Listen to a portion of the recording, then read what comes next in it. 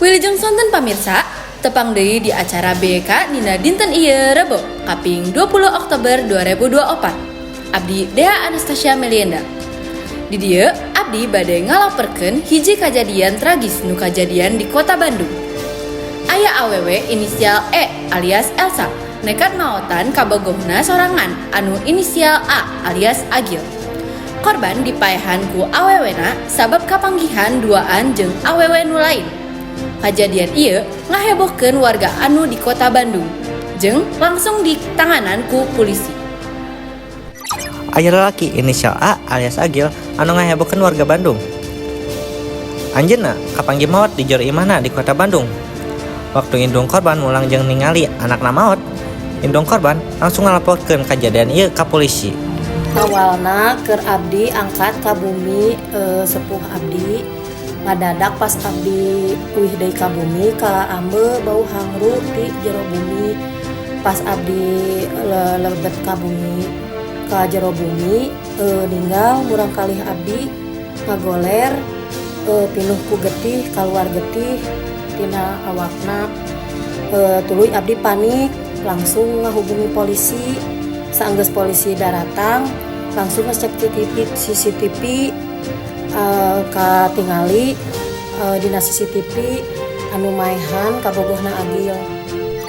Fakta pamaehan akhirna kaungkapkeun.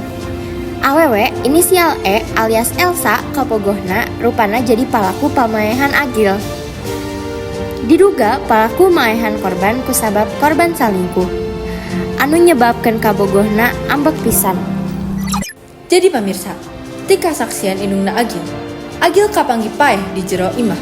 Sabab kabogoh Elsa sempat datang ka imah korban. Berdasarkan bukti anu kapanggih polisi, Elsa nekat paehan nyawa kabogohna sorangan sabab kanyahoan kabogohna salingkuh jeung awewe lain. Warta salajengna diteraskeun ku Firly nu aya di tempat kajadian. Hatur nuhun Dea, di dieu kuring Firly Nabila selaku reporter, sonten ieu kuring bade ngawawancara narasumber anu mangrupa warga setempat. Wilujeng sonten Ibu, sareng Ibu saha? Sareng Ibu Widya. Baik Ibu, jadi kronologina kumaha? Jantan kronologina teh kejadian aya di payun abi nu jadi payun bumi. Abi teh nguping aya suara kejadian di bumi teh di bumi korban. Saatos sababaraha menit aya keributan teh ayana tos jarempling. Sugan teh tos kaributan aya kajantan dirinya teh tos beres. Buku abi si saura teh aya anu ngagorowok eta teh soanten ibuna nu korban. Saatos abi ka bumi disampeurkeun ku abi teu disangka korban teh atos ngantunkeun ku kabogohna. Baik, sakitu wae kanggo informasi anu tiasa kuring tepikeun ti hasil wawancara warga sekitar, kuring alihkeun deui ka Dea nu di studio. Baik, hatur nuhun sawangsulna Firly kanggo informasina. Ayeuna abdi lanjut ngawawancara Pak Zaki, salaku perwakilan ti Kapolres Kota Bandung anu nanganan insiden pamaehan ieu. Wilujeng sonten Pak Zaki salaku perwakilan ti Kapolres Kota Bandung.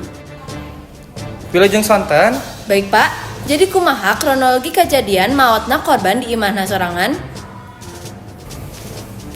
Jadi, kejadian teh korban jeung palaku awalna ngandebat hungkul di imah korban.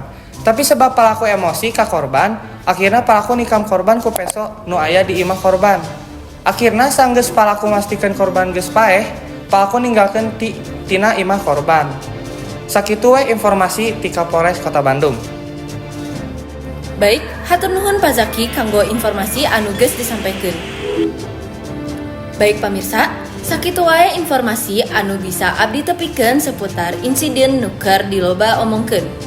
Hatur nuhun, abdi Dea Anastasia Melienda pamit undur diri. Wilujeng sonten jeung sampai jumpa.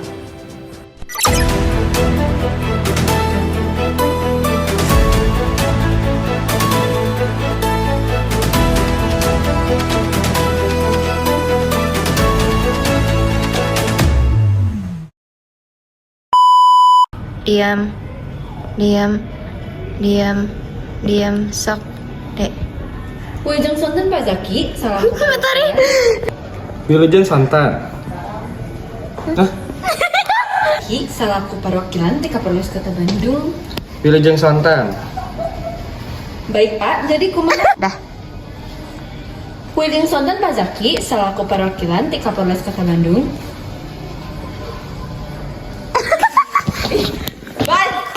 Tuh, Enggak kata bola. Kita ada Kota Bandung. Baik, hatur nuhun Pak Zaki kanggo informasi anu geus disampaikan. Pilih kapan ya? Aduh nggak tahu. Aduh pilih teh, aduh bulan apa ya? Sembilan.